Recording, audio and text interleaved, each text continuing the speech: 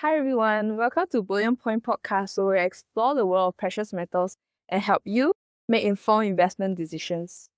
Whether you're completely new to precious metals investment or looking to expand your knowledge, this podcast is designed to provide practical insights in a simple and easy to understand way.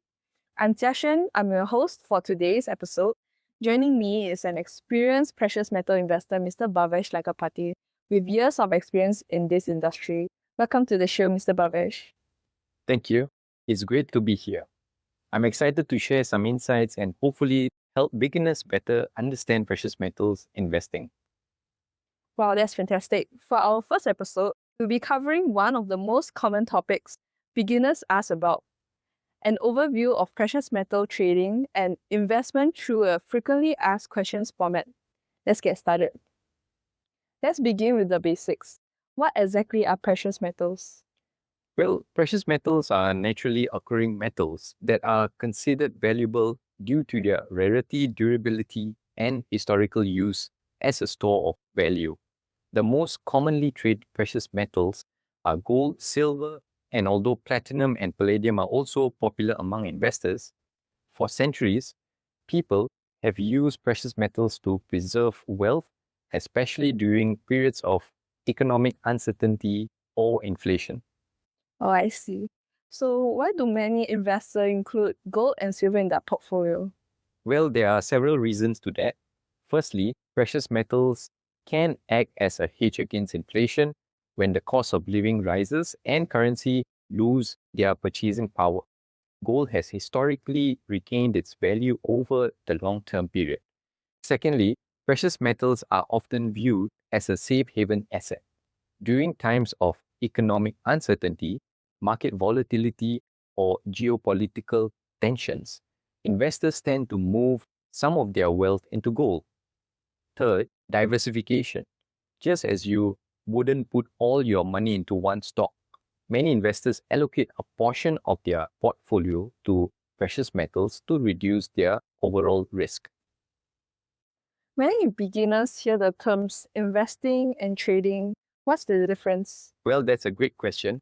Investing typically means buying precious metals with a long-term perspective.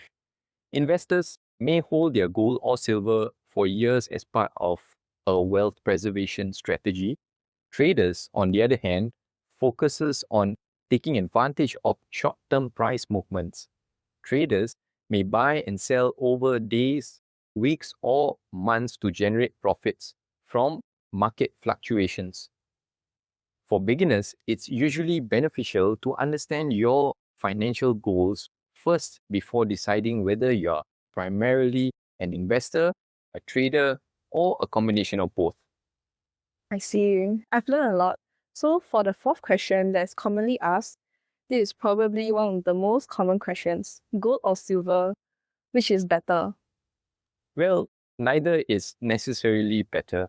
They simply serve different purposes. Gold is generally considered the more stable precious metal and is often preferred by investors focused on wealth preservation. Silver tends to be more affordable and can experience larger price movements. This means it may offer greater growth potential, but it can also be more volatile. Many experienced investors actually own both, allowing them to benefit from the unique characteristics of each metal. Do new investors need a large amount of capital to get started? Not at all. One common misconception is that precious metals investing is only for wealthy individuals. In reality, investors can start with relatively small purchases, especially with silver products. The most important thing is to invest within your budget and have a clear strategy. Consistency is often more important than trying to make a large investment all at once. So what factors influence precious metals prices? Well, there are several factors that can affect the price. These include inflation rates, interest rates, currency strengthening, central bank policies, economic uncertainties, and global supply and demand. For example, when inflation rises or investors become concerned about economic conditions, demand for gold often increases. It's important for traders to understand that precious metals prices are influenced by a combination of economic and market factors rather than a single event. So this is the one question that I'm interested in. What's the difference between owning a physical gold and investing through a financial product? Physical bullion means owning actual gold or silver bar and coin that you can hold or store securely. Paper investments may include ETFs, mining stocks, or other financial instruments linked to precious metals. Physical bullion offers direct ownership without relying on a financial institution, while paper investments may offer greater liquidity and convenience.